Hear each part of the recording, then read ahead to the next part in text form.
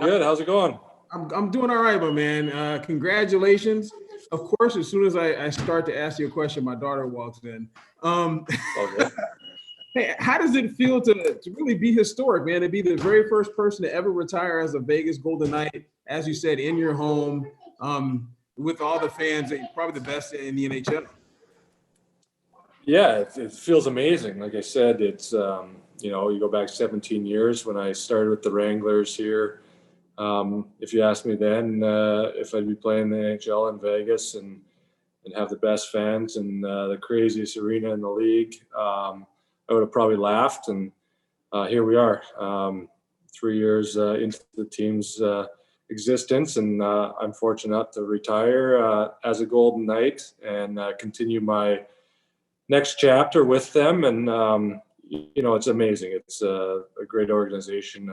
I'm just so happy to be part of it and to keep being a part of it. And it's just an honor to put that jersey on and retire here. Next question for Deryk. We'll go to Ben Goetz with the Las Vegas Review-Journal. Hey, Deryk, congrats, and thanks for doing this.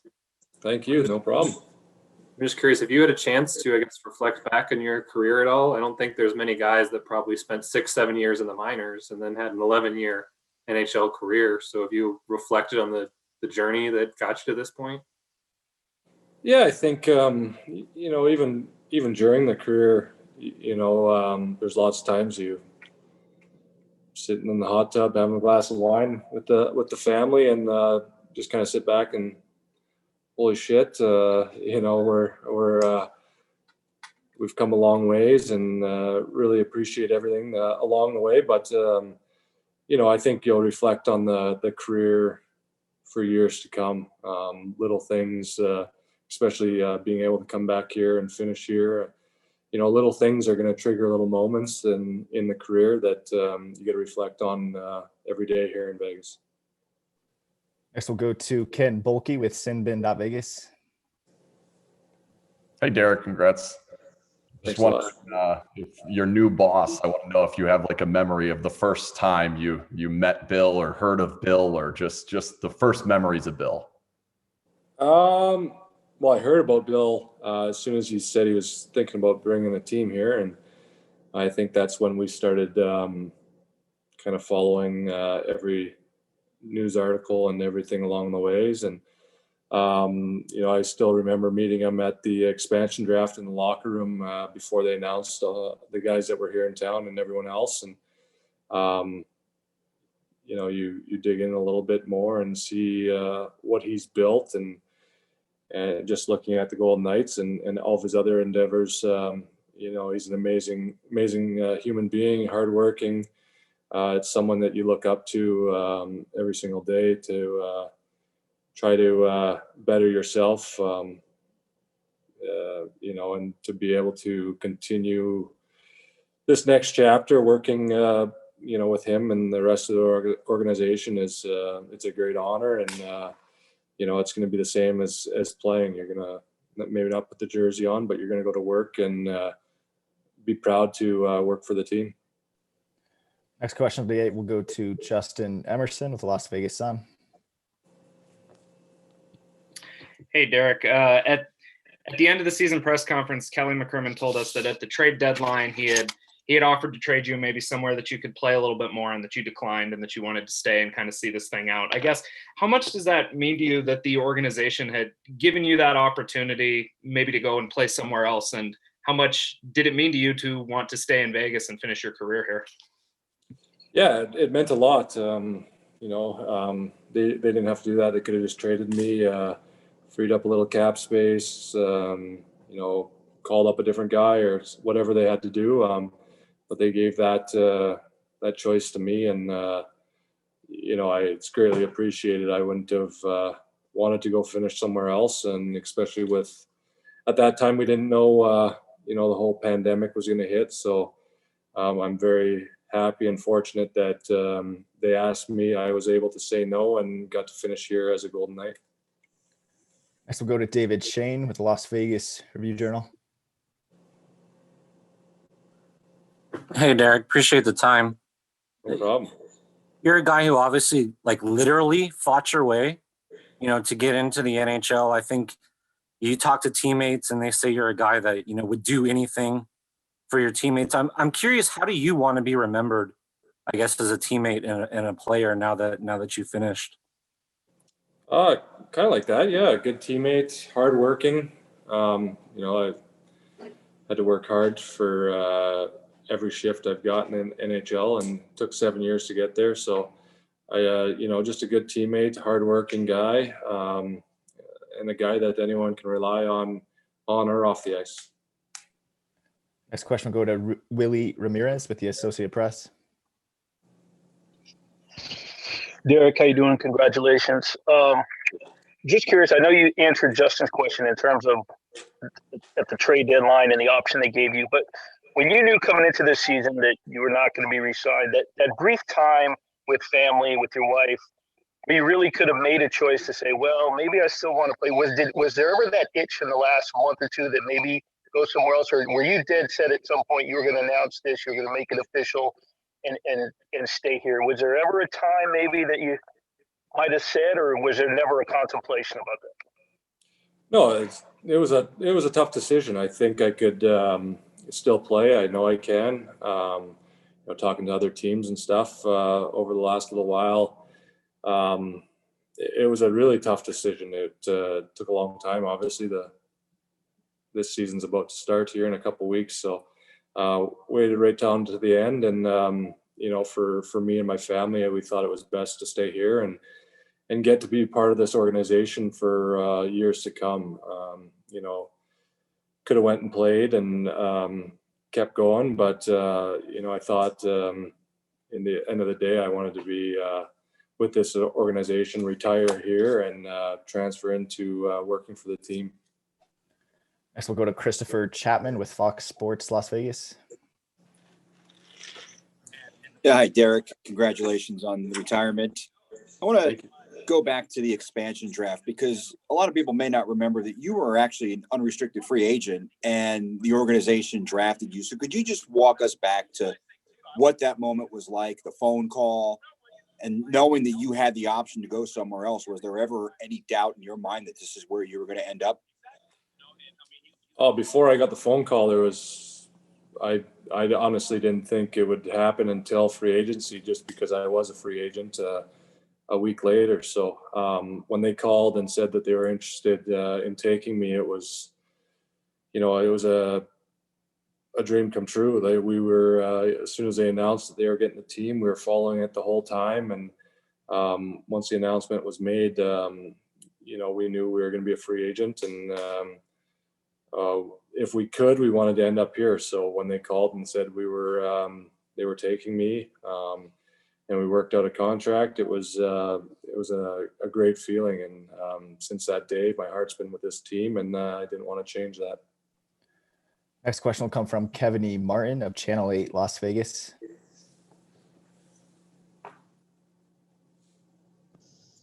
Hey, Deryk, thanks for doing this. You hear a lot from professional athletes that you never really know when it is, nearing the end of their career. You never really know when it's time to hang it up, or you never want to, hang it up. When did when was that, this is the time to hang it up? And just, you mentioned earlier how tough it was and the discussions you had with your family. Kind of walk us through that, and when you knew it was time, and just the decision to announce, and the discussions you had with your family and the organization and everything. Yeah, it's a hard decision. It started, I think, you can't, once the first lockdown in March happened, I think the conversations kind of started then. Knowing that I'm 38 now, I'm not getting any younger. But that 4 months of lockdown, being around the family, and even though you're locked down, seeing all the little things that you miss on a daily basis, being at the rink or traveling around the country, that part made it easy. But the competitiveness in you, always wants to keep playing and play as long as you can. But I think at the end of the day, it comes down to if I wanted to go put another jersey on, or retire as a Knight, and I think that played a big factor into it. And meeting with Bill and George and Krim,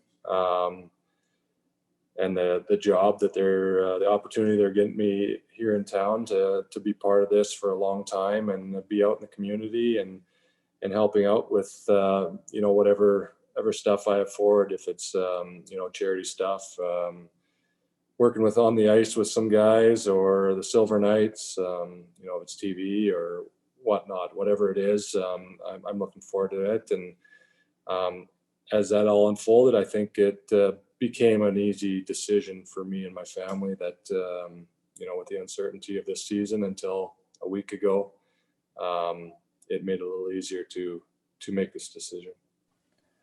Next question will go to Ed Graney with the Las Vegas Review-Journal.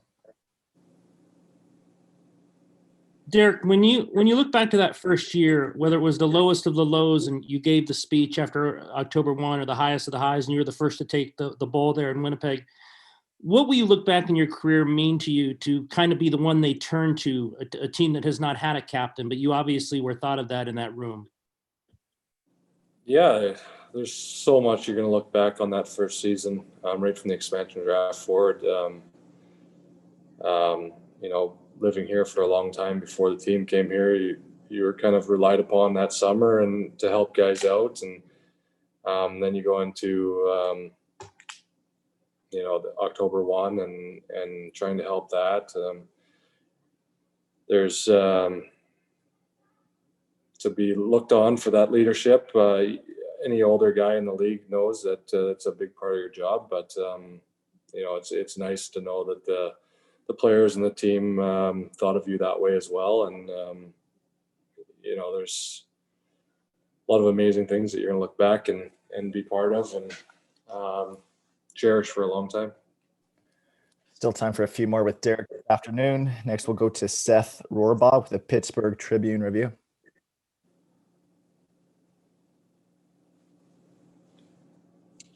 Hi, Deryk. Congratulations on everything and appreciate your time. When you came in the NHL with the Pittsburgh Penguins, what about the Penguins allowed you to reach your potential?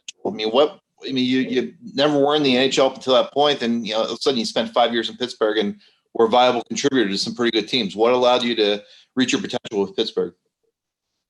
Oh, I think the organization as a start. You dream of getting that one game, and eventually it came, getting that call up, and I had to fight my way to stay up there those first 9 games that first year. And just seeing the guys up there, how professional they were, how good the organization was, really put into perspective the work I needed to put in that summer after that season. And thanks to, my wife and family for putting all those extra hours in working so I could go train and work out even more than I did ever before. And, then it come back to that camp, and it's the personnel in that locker room and right down starts at the owners and down. But those guys there, Sid, Gino, Brooks Orpik, Flower, all those guys, the way they hold themselves and work and play, it was easy to just kind of follow them. They great leaders, great players, and great friends that they really show you the way, and it's contagious. It starts with Sid and his work ethic and how good of a person he is, and you just kind of jump on his back and do what you can to get to that level and stay there. Next question will go to Alan Snell with LV Sports Biz. Happy holidays and thanks for your time, Deryk. Thank you. I just wanted to ask you about that October 10th game back in 2017. It was one of the most emotional nights really in sports history in Las Vegas, and you were picked to give the speech after just 9 days after a horrible, tragic day. Talk a little about what you remember of that speech, how you prepared it, and the kind of responsibility you had to talk not just to hockey fans, but the entire Las Vegas community? Yeah, it was tough. I'm not never really public speaked in front of other than 20 guys in the locker room. So very nervous, but an honor to be able to speak, and the team picked me. And, my wife put some work into the speech and all that to help me, prepare and get it all exactly what we wanted to say from the heart. And it was just, looking back 20 years from now, it's going to go down as probably the biggest thing in my career that I ever done. So it was an honor to do that. And it's just amazing to be part of that and be able to affect so many different people in so many ways. Next, we'll go to Jason Padier of Sinbin.Vegas. Hey, Deryk, congratulations. Thank you. Now that you're retired, any desire to become a coach or manage at some point? I'm not going to close any doors on anything. I think this first year especially, obviously I'll be working with the team and doing certain things, but kind of want to just to get my feet wet and kind of dip into everything and see what it's all about and what it's like, and take the next year to see how it all goes. And if it's, like you said, charity, coaching, whatever it is, TV, anything, just kind of dip into everything and see where it goes from there. See things that really stick out to me. Like obviously there's the alumni and that kind of thing that we got to get going here. And just kind of try to be a part of everything and see where it goes from there. Next question will go to David Shane with the Las Vegas Review-Journal.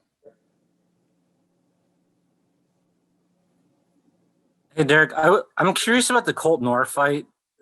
Just maybe how big of a moment sort of that was in your career, whether that was sort of the thing that established you, I guess, a little bit. And, maybe beyond that, what sort of favorite memories from your career are you gonna have and look back on?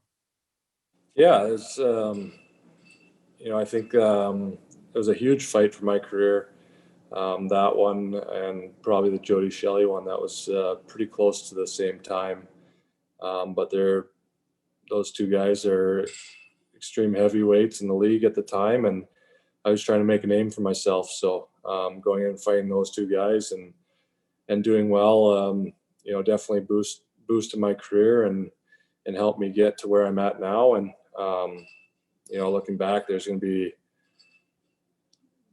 every month over the last 11 years, you could take something that's going to be a highlight and you're going to reflect on and just cherish every moment you can. We'll do 3 more questions here this afternoon. Next, we'll go to Brian Salmon with Channel 3 Las Vegas. David just took my question. I was going to ask you something similar to that. One, you're going to be doing some television. You shouldn't have said that because we're going to be getting you on to try to do some analyst work. So I appreciate that. Perfect. 2, is there anything in particular that you may miss? Like maybe the playing in front of the crowd, being in the locker room with the guys. Like what is something you think you may miss about the game? Yeah, you're definitely going to miss the being around the locker room with the guys and hanging out. Going to battle with them every night and battling in practice, that kind of thing. But that's going to be the biggest thing. Going out in front of the fans in the Fortress. I'll get to see it from a different side, but you're going to miss that for sure. 2 more questions for today. First, we'll go back to Seth Rohrbaugh with the Pittsburgh Tribune Review.